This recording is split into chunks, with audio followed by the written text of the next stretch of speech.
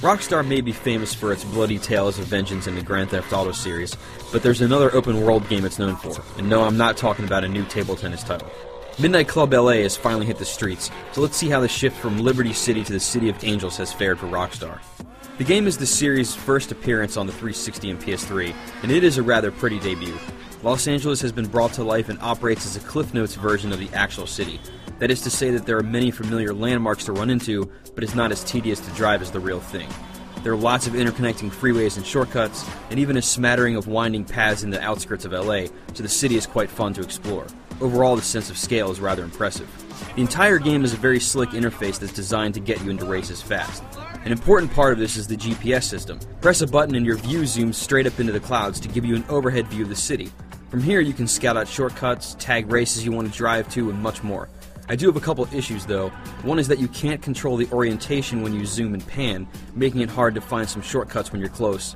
And sometimes you have to rely on the overhead view too much to get to the next closest main objective, as the text-based list that you can view doesn't show you where these events are actually located.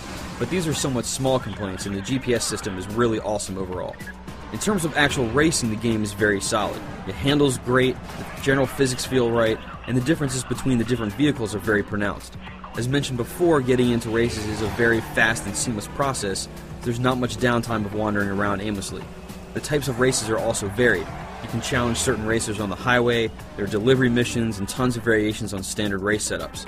This all works well, except that sometimes the race markers are misleading. They can be tucked away around a corner when they should be at the corner to tell you to take the turn. You will also have to deal with the cops quite a bit, and this can bog down the pacing a little bit, as it can take some time to shake them and you might want to get right back into the races. So the interface, racing, and graphics are all solid, though unfortunately there is one problem. It's really hard. The challenge is one thing, but the game uses rubber banding techniques and difficulty scaling to make the races harder than they should be. Guys will beat you off the line like they have a warp drive in their car, and they'll stay in front of you even if you boost. It is possible to catch back up to them, but you'll often then just see them boost past you again. Make one mistake and your entire race is over.